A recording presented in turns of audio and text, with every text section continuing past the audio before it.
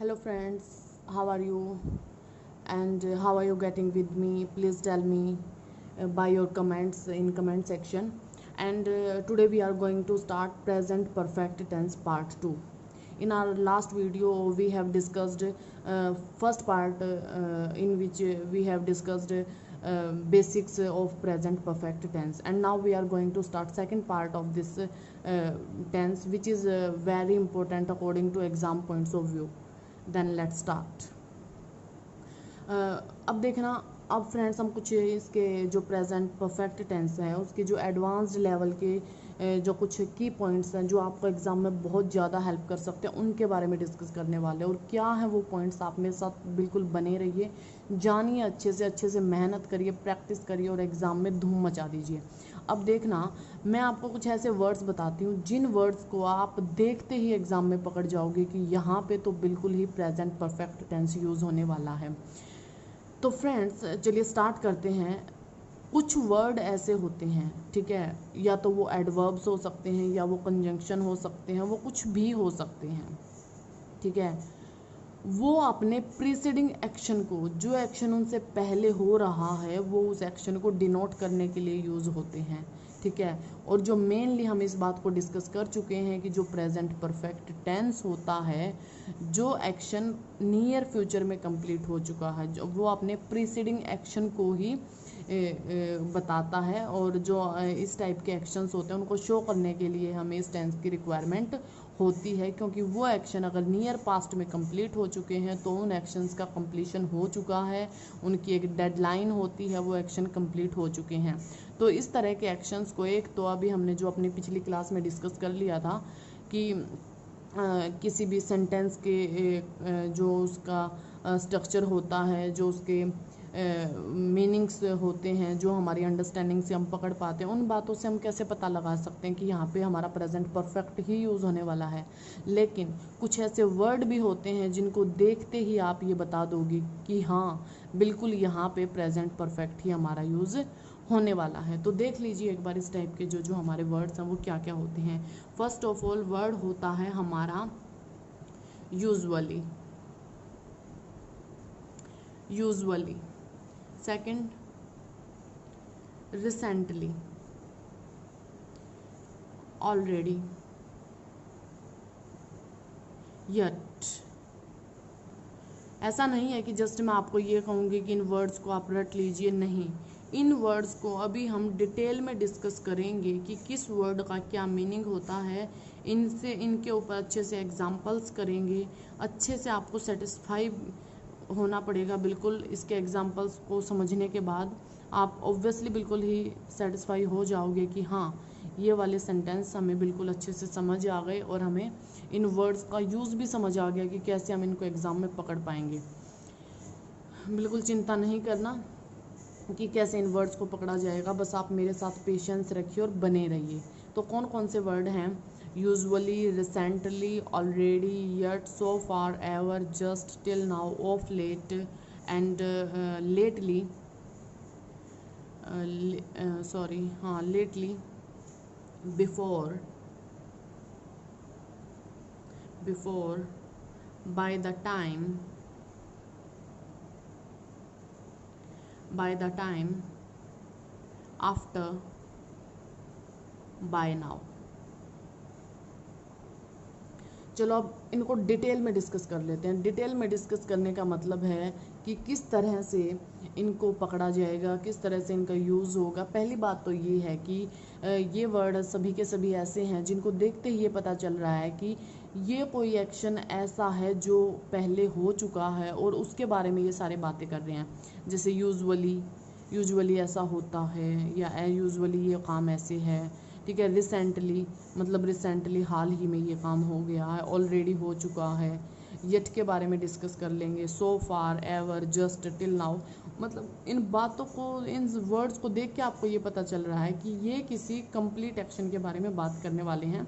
एक दो बार आप इनको अच्छे से रिवाइज करोगे, आपको अच्छे से रट जाएंगे ये, ऐसी कोई दिक्कत नहीं है। और जब एग्जाम्पल से अभी आपको कराऊंगी तो आपको और अच्छे से पता चल जाएगा कि हाँ ऐसे करने से ही ये होता है। क्योंकि मैं, ऐसा नहीं है कि मैं आपको ये कह रही हूँ कि इंग्लिश को आप रट के याद करो या मैं कोई रटाने की कोशिश कर रही हूँ, लेकिन अगर हम किसी भी चीज़ को कंसेप्चुअली भी करते हैं तो उसमें 1 या 2% ऐसी चीज़ें होती हैं जो हमें रटनी ही पड़ती हैं या लर्न करनी ही पड़ती हैं। तो आप इस बात को ऐसे ही समझ के चलो कि ये तो आपको करनी ही पड़ेंगी, रटनी ही पड़ेंगी, ठीक है। तो सबसे पहले हम एक वर्ड देख लेते हैं। सबसे पहले इसको, ये तो आपके लिए एग्जांपल से आप जल्दी पकड़ जाओगे यूजुअली, रिसेंटली, ऑलरेडी को। तो सबसे जो दिक्कत करने वाला है कि वो ये वाला होता है, यट होता है। सबसे पहले यट को डिस्कस कर लेते हैं। यट होता क्या है? यट जो होता है इसका मीनिंग होता है टिल नाउ। तो अब इस टिल नाउ को समझ लेते हैं। जो यट का मतलब होता है टिल नाउ, अगर मैं इस चीज़ को आपको हिंदी में बताना चाहूँ तो टिल नाउ का मतलब है कि अभी तक, ठीक है, अभी तक। लेकिन अगर आप इस स्ट्रक्चर को ध्यान से देखो और अलग अलग इसका मीनिंग निकाल के देखो तो जो ये टिल है ना, ये टिल होता है प्रीपोजिशन। क्या होता है? प्रीपोजिशन। और कौन सी प्रीपोजिशन होता है जिसको हमें पढ़ने से ही पता चलता है? Preposition of deadline. मतलब कोई वर्क है उसकी डेडलाइन को शो करता है हमारा टिल। और आपको मैं ये बात बता देती हूँ, जहाँ पे भी आपको ये दिखे कि इस सेंटेंस में इस काम की डेडलाइन, इसका कंप्लीशन हो रहा है, डेडलाइन शो हो रही है, उस सेंटेंस में डेडलाइन देखते ही प्रेजेंट परफेक्ट टेंस या परफेक्ट टेंस आप कह सकते हो, वो आप according to requirement of sentence देख लेना। लेकिन मैं इतना बता देती हूँ, जहाँ पे डेडलाइन आ जाती है, कोई काम कंप्लीट हो जाता है, वहाँ पे परफेक्ट टेंस ही यूज़ होता है। अगर बात करें जो नाउ है, ये होता है हमारा एडवर्ब। और एडवर्ब कौन सा adverb? Adverb of present time, क्योंकि ये प्रेजेंट टाइम को डिनोट करता है। ये होता है हमारा एडवर्ब ऑफ प्रेजेंट टाइम। तो इसके अकॉर्डिंग हम इस चीज़ को ऐसे कह सकते हैं कि जो यट है उसका मीनिंग होता है टिल नाउ, और जहाँ पे भी टिल आएगा वो डेडलाइन को शो करता है, वहाँ पे परफेक्ट टेंस आएगा। इसके अकॉर्डिंग अगर टिल नाउ में परफेक्ट टेंस आ जाता है तो यट में भी तो परफेक्ट टेंस आएगा, क्योंकि यट का ही तो मीनिंग होता है till now. Are you getting? लेकिन इसकी जो मेन क्वालिटी है याद रखने की वो ये है, ये जो यट है हमेशा ही नेगेटिव सेंटेंसेस में यूज़ होता है। मतलब ऐसे सेंटेंस जहाँ पे नोट आएगा ही आएगा वहीं पे यट यूज़ होगा। एग्जामिनर क्या करता है? यट देता है, यट के रिगार्डिंग प्रॉब्लम्स पूछ लेता है, वहाँ पे ऑप्शंस इस तरह से दे देता है, लेकिन वहाँ पे नोट को मेंशन नहीं करता।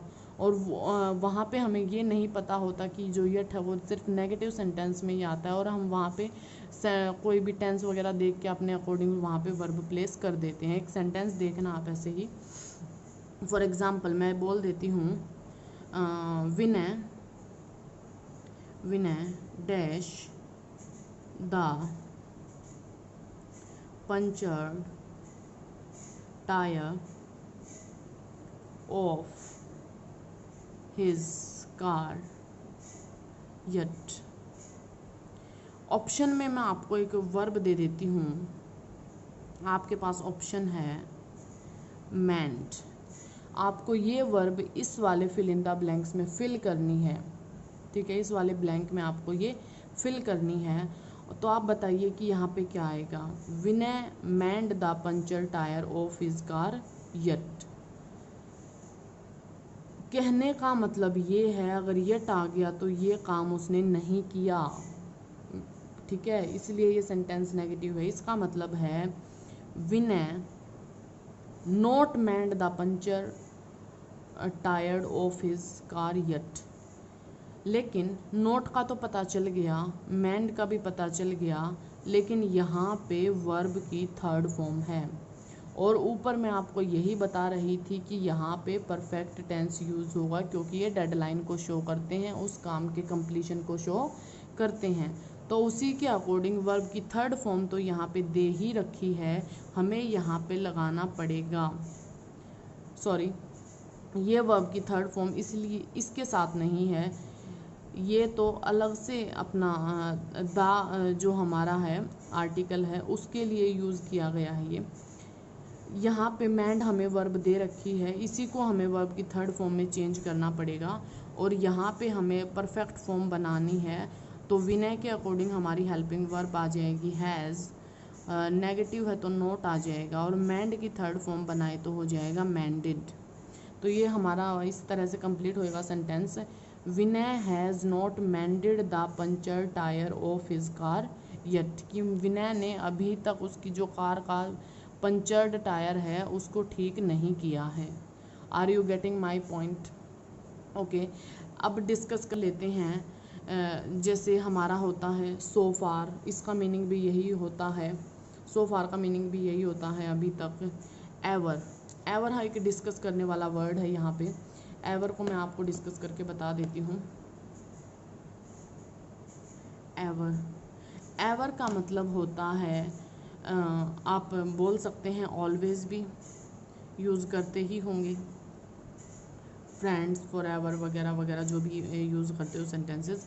और इसका मतलब ये भी होता है, ये जस्ट फ्यूचर के लिए ही यूज़ नहीं होता, ये पास्ट के लिए भी यूज़ होता है। इसका मीनिंग होता है any time in past, past में भी कभी भी हुआ हो ऐसा, और ऑलवेज या हमेशा ही ऐसा होता हो, या फ्यूचर में ऑलवेज कभी ऐसा हमेशा ही होता रहेगा, वट एवर जो भी मीनिंग है। लेकिन आप मीनिंग को हिंदी में जाने की कोशिश ना करो, उसको इंग्लिश में ही याद रखो, तो आपके लिए बहुत ईजी हो जाता है चीज़ों को समझना। तो एवर का मतलब ऑलवेज भी होता है और एनी टाइम इन पास्ट भी होता है, ठीक है। फिर आगे जो हम डिस्कस कर रहे हैं जस्ट, एक बार जस्ट को भी देख लेते हैं।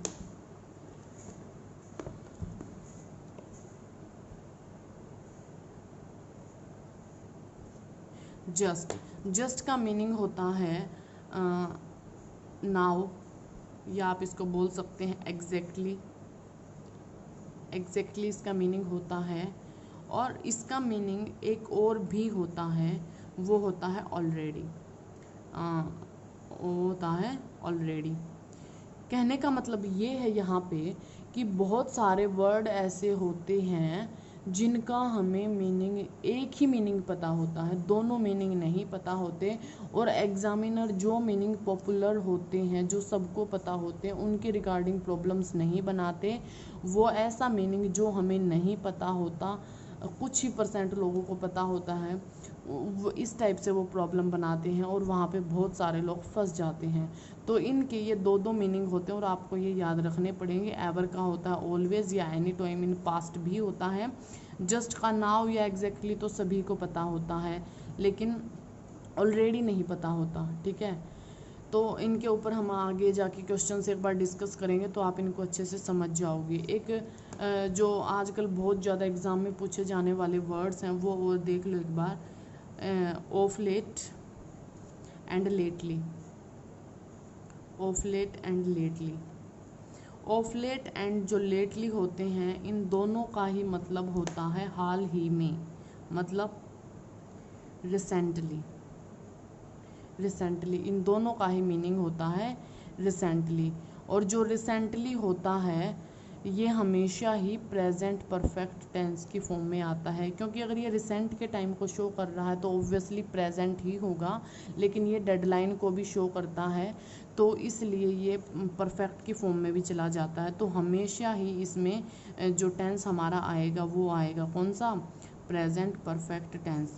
वैसे तो मैंने जितने भी ऊपर आपको वर्ड डिस्कस कराए हैं वो सारे ही प्रेजेंट परफेक्ट के हैं, उनसे ही आपको ये पता चल जाएगा कि वहाँ पे प्रेजेंट परफेक्ट आने वाला है, ठीक है।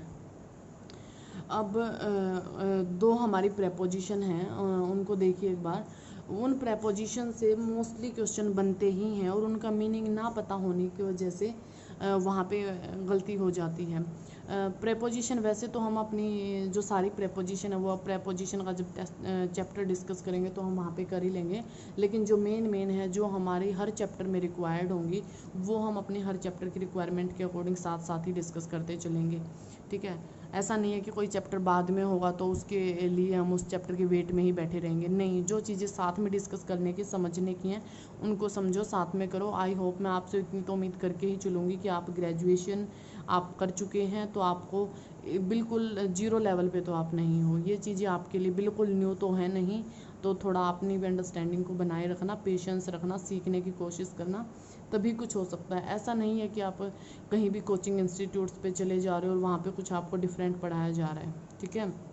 ये सभी चीज़ें, मैं जितने भी पॉइंट आपको बताऊंगी, इनसे अगर एक भी डिफरेंट पॉइंट तो कोई भी कोचिंग इंस्टीट्यूट आपको नया बता दे तो आप मुझे कहना, ठीक है। क्योंकि मैं अपनी मोस्टली नॉलेज गेन कर चुकी हूँ, मुझे पता है कहाँ से आ रहा है, क्या कोचिंग वाले पढ़ा रहे हैं, कहाँ से कॉन्सेप्ट है, और मैंने ये चीज़ें सीखी हैं, तभी मैं आपको बताने के काबिल हो पाई हूँ, ठीक है। तो आप इस चीज़ को थोड़ा पेशेंस बना के और ये मान के कि 100% ऑथेंटिक प्लेटफॉर्म है ये आपके लिए, और जितना भी आपको बताया जाएगा वो बिल्कुल ही आपके लिए परफेक्ट होगा और बिल्कुल ही वर्क करने वाली चीज़ें या बातें होंगी। एक भी कुछ फेक बात यहाँ पे या कोई गलत रूल नहीं पढ़ाया जाएगा। ओके, तो हम अपनी दो प्रीपोजिशंस की बात कर रहे थे। एक तो होती है up till, till and bye.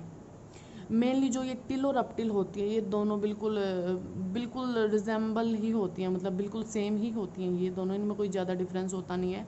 Till और अप टिल दोनों सेम ही मीनिंग कन्वे करती हैं, लेकिन जो बात करने वाली है वो मैं अब आपको बता चुकी हूँ। जो टिल होता है वो प्रीपोजिशन तो होती ही है, लेकिन वो कौन सी प्रीपोजिशन होती है, वो ऐसी प्रीपोजिशन होती है जो किसी भी काम की डेडलाइन को शो करती है।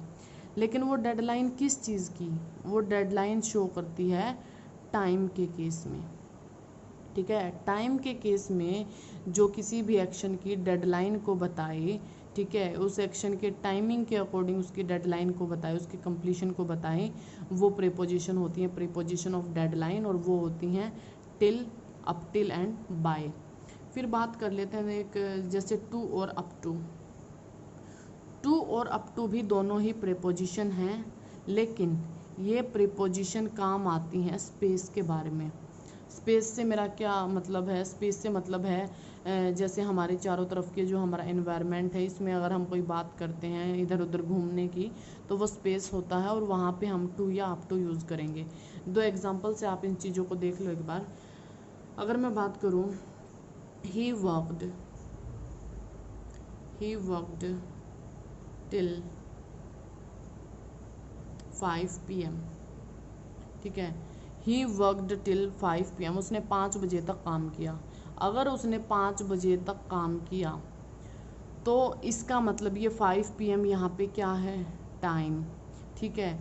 यहाँ पे 5 बजते ही उसने काम करना बंद कर दिया, इसका मतलब 5 बजे यहाँ पे डेडलाइन है, उसके बाद काम नहीं हुआ, तो यहाँ पे प्रीपोजिशन आएगी टिल, जब कंप्लीशन हुआ है टाइम का। लेकिन अगर हम बोल दें he walked dash the shop, वो दुकान तक गया। अगर वो दुकान तक गया तो दुकान तक जाना, वो उसने स्पेस में कहीं पे मूव किया है, तो वहाँ पे आएगा टू। तो इस तरह से मैं आपको बता रही हूँ कि टाइम और स्पेस के केस में अलग अलग प्रीपोजिशन किस तरह से यूज होती हैं, और डिटेल में हम अपने प्रीपोजिशन वाले चैप्टर में बहुत ही अच्छे तरीके से डिटेल में डिस्कस करने वाले हैं। अब इसका जो हमारा नेक्स्ट कॉन्सेप्ट है वो देख लेते हैं एक बार, प्रेजेंट परफेक्ट टेंस का क्या है। कुछ काम ऐसे होते हैं जिनका इफ़ेक्ट प्रेजेंट में भी होता है, ठीक है। पास्ट में हमने कोई काम किया था और उसका असर आज भी है, तो वो हमारे ऐसे एक्शन है जिनका इफ़ेक्ट पास्ट का हमारे प्रेजेंट में भी है। तो जो इस टाइप के एक्शन होते हैं उनके अंदर भी प्रेजेंट परफेक्ट टेंस ही यूज़ होता है। तो अब एक एग्ज़ाम्पल से इस चीज़ को देखना। अगर मैं कहूँ कि हमें 1947 में फ्रीडम मिली, अगर 1947 में हमें फ्रीडम मिली तो क्या हम आज फ्री नहीं हैं? फ्री तो हम आज भी हैं, फ्रीडम तो हमारे पास आज भी है। अगर मैंने ये सेंटेंस बोल दिया हमारी फ्रीडम ख़त्म तो नहीं हो जाती है ना। तो इसका मतलब है कि आज़ादी तो मिली थी 47 में, लेकिन उसका इफ़ेक्ट आज तक है, ठीक है। इस चीज़ को आप एक एग्जांपल से देख लेना एक बार। जैसे वी हैव गोट फ्रीडम, अगर मैं बोलूँ वी हैव गोट फ्रीडम, ठीक है, in 1947, we have got freedom in 1947, तो क्या ये सेंटेंस सही है? मैंने अभी तो बताया कि ये जो इफ़ेक्ट हो वो 1947 का भी है तो परफेक्ट होगा, लेकिन नहीं, मैंने ये नहीं बताया। ये तो अगर टाइम आ गया तो बात का मतलब ही बदल गया। ये बात, इसका मतलब अगर आज ये 1947 है और ये 2020 है, तो अगर ये मेरा प्रेजेंट है तो ये तो मेरे लिए पास्ट है, तो इस पास्ट को तो मैं पास्ट ही ट्रीट करूँगी, ठीक है। तो उस टाइम पे यहाँ पे आएगा वी गॉट फ्रीडम इन 1947, तो मुझे वर्ब की सेकंड फॉर्म ही यूज़ करनी पड़ेगी अगर वहाँ पे टाइम को डिफ़ाइन कर दिया जाता है। लेकिन अगर मैं ये कहूँ कि हमें आज़ादी मिल चुकी है या हम आज़ाद हैं, तो इसका मतलब क्या, इसका मतलब कि वो काम कंप्लीट हो चुका है आज़ादी मिलने का, तो क्या बोलेंगे, we got freedom, we got freedom. We got freedom अगर हम बोल रहे हैं तो ये बात हम सिर्फ तभी बोल सकते हैं अगर हम किसी बुक में लिख रहे हैं या हम किसी जगह अगर हम लिखने का काम कर रहे हैं, तो हम लिख सकते हैं वी गॉट फ्रीडम कि हमें आज़ादी मिली, ठीक है। लेकिन हम कहें कि हमें आज़ादी मिल चुकी है, ठीक है, मिली कभी पहले थी, कब मिली हमें नहीं पता, उस टाइम को हम स्पेसिफाई नहीं करना चाह रहे, लेकिन हमारे ऊपर आज तक उस चीज़ का इफ़ेक्ट है, तो हमें लिखना पड़ेगा we have got freedom, we have got freedom, ठीक है, वी हैव गॉट फ्रीडम। कहने का मतलब ये है कि कोई भी एक्शन जो पास्ट टाइम में होता है और उसका इफ़ेक्ट अभी तक है, तो इसका मतलब वहाँ पे हमें प्रेजेंट परफेक्ट टेंस यूज़ करना चाहिए, ठीक है। अब इस बात को अगर मैं एक एग्जांपल से आपको बताना चाहूँ, जैसे अगर मैं आपको कहूँ कि मैंने 1 PM पे लंच कर लिया था, ठीक है, 1 PM पे मैंने लंच कर लिया था। अगर 2 PM पे मुझे किसी को बताना पड़े कि मैंने लंच कर लिया, तो मैं क्या बोलूँगी, ठीक है, तो मैं बोलूँगी आई टुक लंच, कि मैंने तो लंच कर लिया है, आई टुक लंच। लेकिन अगर मुझे कोई ये कहे, मान लो 3 PM पे किसी ने मेरे को ये कह दिया कि आप चलो खाना खा लो, तो मैं क्यों खा लूँ, क्योंकि मुझे भूख नहीं है, मैं नहीं खा सकती, क्योंकि मैंने जो 1 PM पे लंच किया है उसका इफ़ेक्ट अभी तक है। अगर इफ़ेक्ट अभी तक है तो मुझे यहाँ पे परफेक्ट टेंस यूज़ करना पड़ेगा, क्योंकि उस चीज़ का इफ़ेक्ट है। यहाँ पे उसने इफ़ेक्ट के बारे में नहीं पूछा, यहाँ पे तो जस्ट ये पूछा किया या नहीं किया, तो मैंने कहा आई टुक लंच, मैंने लंच ले लिया है। लेकिन अगर उसने कहा कि अभी दोबारा से खाओ, नहीं खा सकते क्योंकि मेरा अभी तक इफ़ेक्ट है लंच का, तो हम क्या बोलेंगे यहाँ पे, आई हैव टेकन लंच। तो कहने का मतलब सीधा सा ये है, जब भी हमारे किसी भी एक्शन का इफ़ेक्ट, पास्ट का इफ़ेक्ट अगर प्रेजेंट में भी है, तो हमें क्या करना पड़ेगा, हमें वहाँ पे परफेक्ट टेंस ही यूज़ करना चाहिए। लेकिन अगर टाइम को स्पेसिफाई कर दिया तो हमें वहाँ पे जस्ट पास्ट इंडेफिनिट यूज़ कर सकते हैं। अदरवाइज़ नियर पास्ट के एक्शंस को या पास्ट के इफ़ेक्ट को शो करने के लिए प्रेजेंट परफेक्ट टेंस का ही यूज़ होता है। एक और एग्जांपल देख लीजिए, आपको अच्छे से क्लियर हो जाएगी ये बात कि मैं क्या कहना चाह रही हूँ। जैसे we are sorry, we are sorry that we got late again, we got late again। we are sorry, we are sorry क्या है, किसी चीज़ का इफ़ेक्ट है, किसी चीज़ का इफ़ेक्ट ही तो है जो उसे सॉरी बोलना पड़ रहा है, तो इसका मतलब उसका कुछ रीज़न भी रहा होगा। रीज़न क्या है, उसके पास रीज़न भी है, ये रहा उसका रीज़न। रीज़न ये है कि वो दोबारा से लेट हो गई। अगर वो दोबारा से लेट हो गई और उस चीज़ का इफ़ेक्ट है, उसको अभी उसके लिए सॉरी बोलना पड़ रहा है, तो इसका मतलब जो उसका रीज़न है वो कंप्लीट स्टेट में है, और कंप्लीट स्टेट में है और उसका इफ़ेक्ट अभी तक यहाँ पे है। इसका मतलब यहाँ पे तो परफेक्ट आना चाहिए, यहाँ पे आना चाहिए we have got late again, we are sorry that we have got late again. ये बिल्कुल एक सही सेंटेंस होगा। उम्मीद करती हूँ आपको यहाँ तक अच्छे से समझ आ रहा होगा कि किस बात पे मैं आपको ले जाना चाह रही हूँ। अब अगला कॉन्सेप्ट जो है हमारा वो ये है कि कई सेंटेंसेस ऐसे होते हैं, जैसे हमने पिछले एक कॉन्सेप्ट में भी डिस्कस किया था, कि जहाँ पे पास्ट और प्रेजेंट का कम्बिनेशन हो जाता है, आके उनके बीच में ब्रिज बन जाता है। तो उस टाइप के कुछ सेंटेंसेस और देख लेते हैं जहाँ पे हम प्रेजेंट परफेक्ट टेंस यूज़ करते हैं, उसको क्लियर कर लेते हैं। जैसे एक सेंटेंस लिखो, they have call me 5 times in the last 4 days. They have called me 5 times in the last 4 days.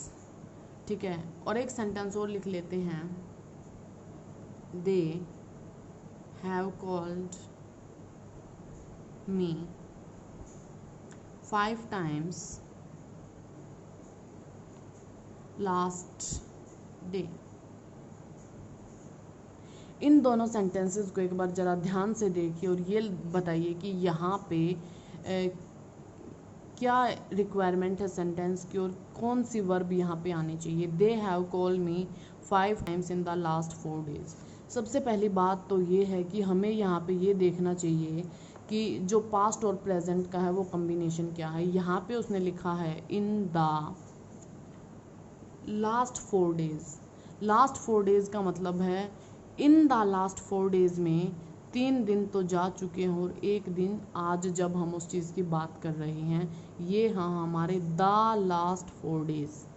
आज वाले को मिला के पिछले 3 दिन की वो बात कर रहा है, मतलब टोटल 4 दिन की बात कर रहा है। कहने का मतलब है 3 दिन पास्ट के और ये वाला दिन है प्रेजेंट का। इसका मतलब पास्ट प्लस प्रेजेंट के बीच में ब्रिज का काम बन रहा है। और अगर ऐसी सिचुएशन बन रही है तो यहाँ पे आएगा क्या, प्रेजेंट परफेक्ट टेंस। यहाँ पे आएगा they have called me 5 times in the last 4 days। तो ये इसके अंदर एक चेंज था। नेक्स्ट सेंटेंस को देखिए, they have called me 5 times last day. यहाँ पे वो जस्ट बात कर रहा है लास्ट डे की। लास्ट डे मतलब आज है प्रेजेंट, और यहाँ पे कल था पास्ट। वो बात कर रहा है जस्ट इसकी, ना कि इसकी। ठीक है, अगर ये हमारे लिए पास्ट है तो जस्ट आएगी क्या, वर्ब की second form called. They called me 5 times last day. हम जस्ट पास्ट की बात कर रहे हैं, यहाँ पे हम पास्ट प्लस प्रेजेंट दोनों को मिला के बात कर रहे थे, इसलिए हमें यहाँ पे प्रेजेंट परफेक्ट यूज़ करना पड़ा। यहाँ हम जस्ट पास्ट की बात कर रहे हैं तो पास्ट इंडेफिनिट। ये बातें हम अपने पास्ट इंडेफिनिट अभी हम डिस्कस करेंगे अपनी 1-2 क्लासेस के बाद, तो आपको अच्छे से क्लियर हो जाएगा कि कहाँ पे पर्टिकुलर पास्ट का टाइम देने से हमें पास्ट इंडेफिनिट टेंस ही यूज़ करना पड़ता है। जैसे ये पास्ट प्लस प्रेजेंट वाला टॉपिक आपको थोड़ा परेशान कर रहा होगा कि कैसे पता चलेगा कि पास्ट और प्रेजेंट की बातें हो रही है। 1-2 एग्जांपल्स और देख लियो, उनसे आपको ये बातें बिल्कुल क्लियर हो जाएंगी। जैसे I was atheist throughout my life।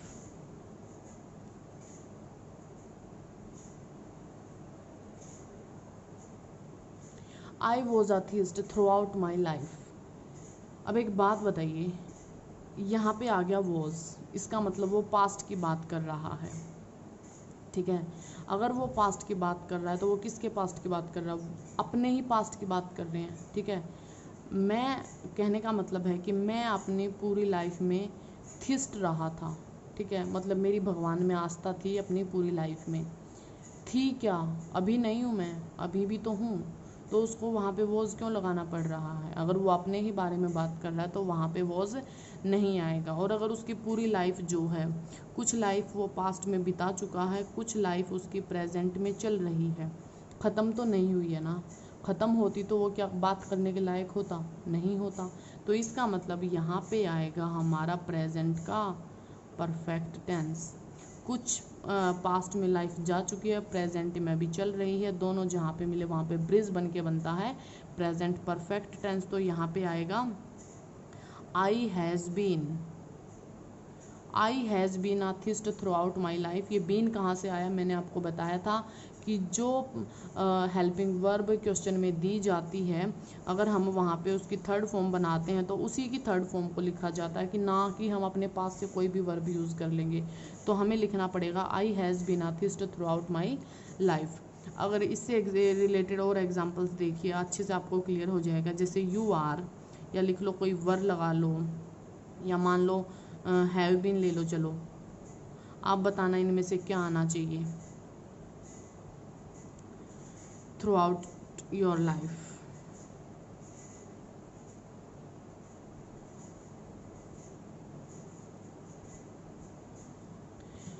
हमने लिखा यू आर, यू वर, या you have been a theist throughout your life. क्या लग रहा है आपको कि इस सेंटेंस में क्या हो सकता है?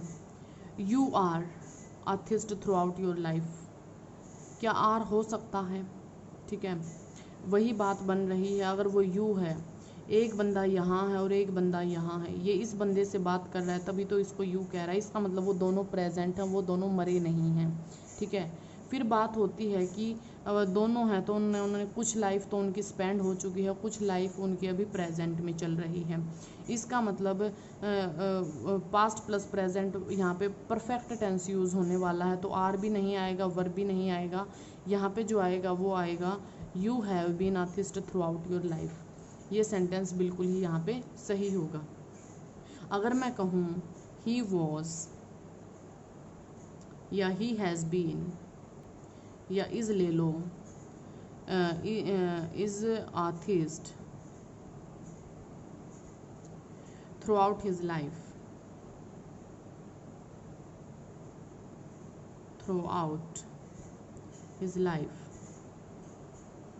एक बात बताइए, ही वॉज या ही हैज़ बीन या इज़ लगा लो, atheist throughout his life. एक बात बताओ, एक पर्सन ये है, एक पर्सन ये है, दोनों आमने सामने बात कर रही, ये आई है और ये यू है। इस पर्सन के बारे में अगर मैं बात करूँ, ये अपने लिए आई है और इसके लिए ये वाला पर्सन, सॉरी दिख नहीं रहा, सॉरी, जैसे दो पर्सन है, ये आई है और ये यू है। इस आई के लिए अपने आप में तो ये आई है और इसके लिए ये वाला बंदा यू है, लेकिन ये बात कर रहे हैं ही की। ठीक है, इसके लिए ये वाला पर्सन ही है और इसके लिए भी ये वाला पर्सन ही है। कहने का मतलब है ये है एक थर्ड पर्सन। अगर ये थर्ड पर्सन है, तो अगर ये इस थर्ड पर्सन के बारे में बात कर रहे हैं तो सेंटेंस से हमें ये बात क्लियर नहीं हो रही है ये बंदा अभी लाइव है या ये डेड है। ठीक है, ये मर चुका है, ये जिंदा है, ये क्या है, हमें इसके बारे में कुछ नहीं पता है। ठीक है, तो हो सकता है अगर ये मर चुका है तो उसका जस्ट पास्ट रहा हो। ठीक है, अगर ये जिंदा है तो इसका मतलब पास्ट भी था और इसका प्रेजेंट भी होगा अभी कुछ। ठीक है, अगर वो थ्रू आउट हिज लाइफ की बात कर रहा है तो वो उसकी पूरी ज़िंदगी की बात कर रहा है, जो पास्ट में भी है और जो प्रेजेंट में भी है। खाली प्रेजेंट की बात करता तो इज़ ठीक होता, लेकिन अगर वो प्रेजेंट की बात नहीं कर रहा तो इज़ तो किसी भी तरीके से इस सेंटेंस में नहीं आ सकता। हाँ, ऐसा हो सकता है अगर वो मर चुका है तो वो सही है। अगर वो बंदा जिंदा है, ठीक है, वो मरा नहीं है, तो पास्ट प्लस प्रेजेंट के बीच में ब्रिज बनेगा तो क्या आएगा? Has been. ठीक है, उम्मीद करती हूँ कि मैं जैसे आपको चीज़ें बताने की कोशिश कर रही हूँ, जैसे मैं आपको समझाना चाह रही हूँ, वैसा आप समझ पा रहे होंगे। और इस चीज़ को बस मैं यहीं पे यही क्लियर करना चाह रही हूँ कि जो पास्ट प्लस प्रेजेंट दोनों की बातों को मिला के कन्वे करने की कोशिश करते हैं, उन सेंटेंसेस में भी प्रेजेंट परफेक्ट टेंस ही यूज़ होता है। और ये 3 एग्जाम्पल देने का मेरा मतलब ये था कि सब्जेक्ट चेंज होने से, सेंटेंसेस के मीनिंग चेंज होने से उनके ऊपर बहुत ज़्यादा इफ़ेक्ट पड़ता है। कभी भी चीज़ों को रट के याद मत करो, चीज़ों को, सिचुएशंस को, कॉन्सेप्ट्स को समझ के उन चीज़ों को देखने की कोशिश करो। कितने सारे सेंटेंसेस रटोगे, कितने सारे प्रीवियस ईयर पेपर्स रटोगे, इन चीज़ों से कोई फ़ायदा नहीं है। जहाँ हमारी जो लैंग्वेज है, जो इंग्लिश है, उसको जैसी है वैसी करने में ही, उसी तरह समझने में ही हमारा बहुत ज़्यादा फ़ायदा है। अदरवाइज़ बहुत ज़्यादा दिक्कत होती है एग्ज़ाम में, और पूरी ज़िंदगी इंग्लिश सीखते रहते हैं लेकिन इंग्लिश नहीं सीख पाते हैं। यही एक मेन रीज़न होता है, क्योंकि हम उसको सही तरीके से नहीं पढ़ते हैं। आई होप आपको मेरे वीडियोस अच्छे लग रहे होंगे, मेरा कंटेंट अच्छा लग रहा होगा। अगर कोई आपको प्रॉब्लम हो रही है तो आप मुझसे पूछ सकते हैं। अदरवाइज़ अच्छे से पढ़िए, मेहनत करिए, जॉब लीजिए। And thank you friends.